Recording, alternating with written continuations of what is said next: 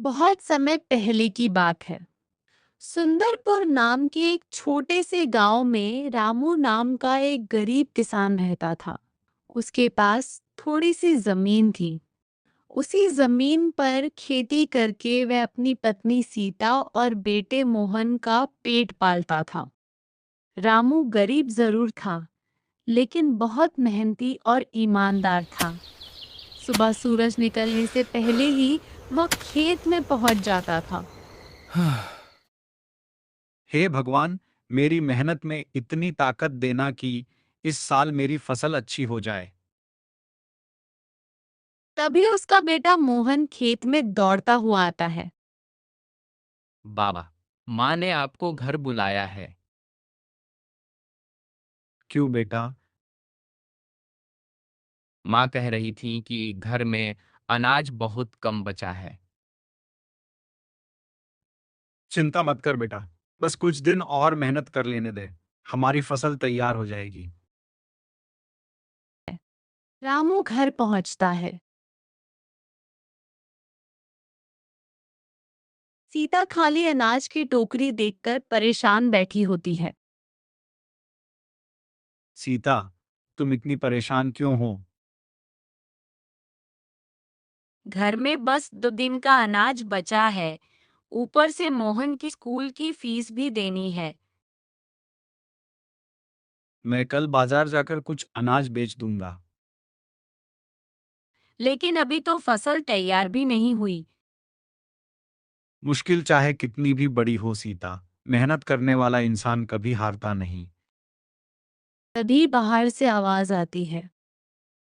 रामू, घर पर हो? रामू बाहर आता है।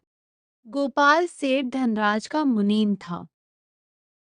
आओ गोपाल जी, क्या बात है? सेठ जी ने तुम्हें बुलाया है। तुम्हारा पुराना कर्ज याद है ना? रामू के चेहरे पर चिंता आ जाती है। गांव के बीचों बीच सेठ धनराज की बड़ी हवेली थी। सेठ के पास बहुत पैसा, जमीन और अनाज के गोदाम थे, लेकिन उसकी सबसे बड़ी कमजोरी थी लालच। रामू सेठ के सामने खड़ा होता है। आ गया रामू। मेरा पैसा कब लौट आएगा? सेठ जी, इस बार फसल अच्छी होने वाली है। फसल बिकते ही आपका पूरा कर्ज चुका दूंगा।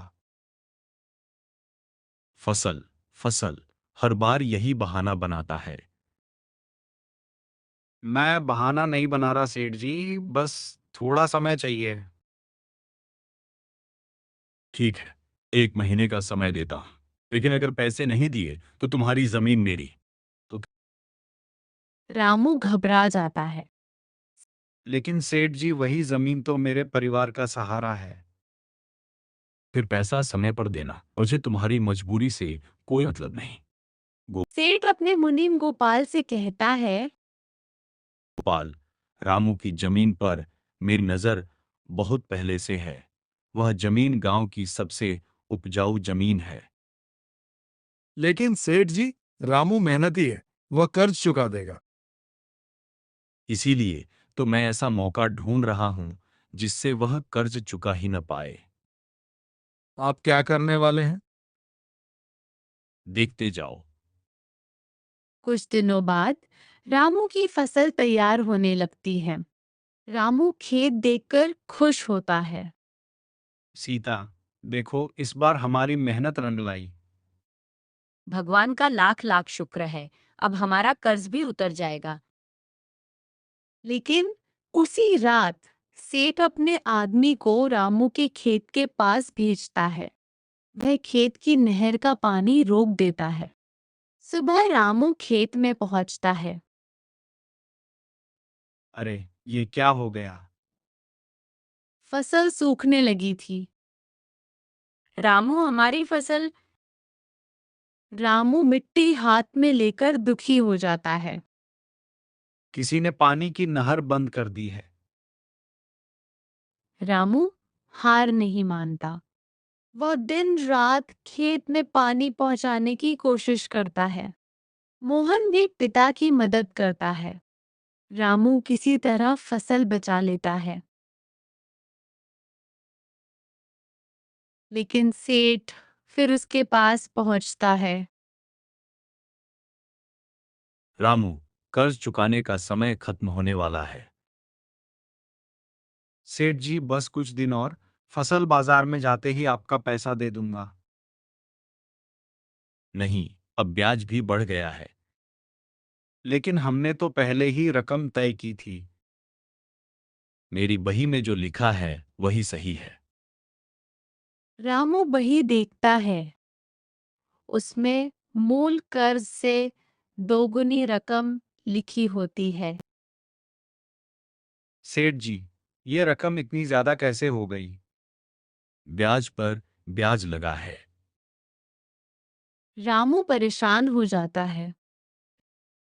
रामू सरपंच के पास जाता है। सरपंच जी, सेठ जी मेरा कर्ज गलत तरीके से बढ़ा रहे हैं। सरपंच सेठ को बुलाता है। धनराज, रामू का हिसाब दिखाओ। सेठ बही निकालता है। सरपंच जी, सब हिसाब साफ है। गोपाल मुनीम डरते हुए सेठ की तरफ देखता है। सरपंच बही देखकर कहते हैं, हिसाब में कुछ गड़बड़ लग रही है। आप मेरे हिसाब पर शक कर रहे हैं? शक नहीं कर रहा, सच जानना चाहता हूं। रामू उदास होकर गांव के बाहर बैठा होता है। दादी अम्मा उसके पास आती हैं। बेटा, इतना दुखी क्यों है?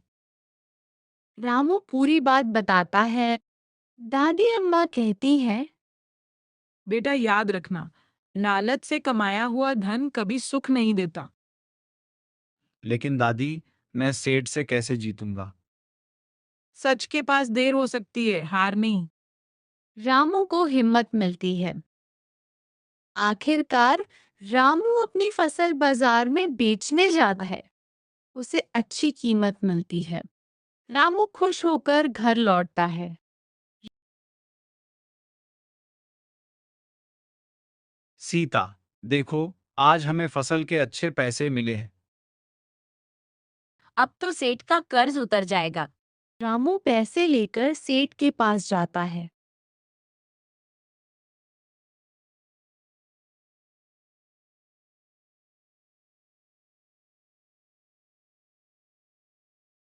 सेठ जी, ये रहा आपका पैसा।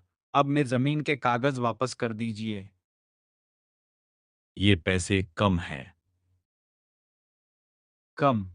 लेकिन आपने इतना ही कर्ज बताया था। ब्याज बढ़ गया है। अभी भी बहुत पैसा बाकी है। रामू के पैरों तले जमीन खिसक जाती है।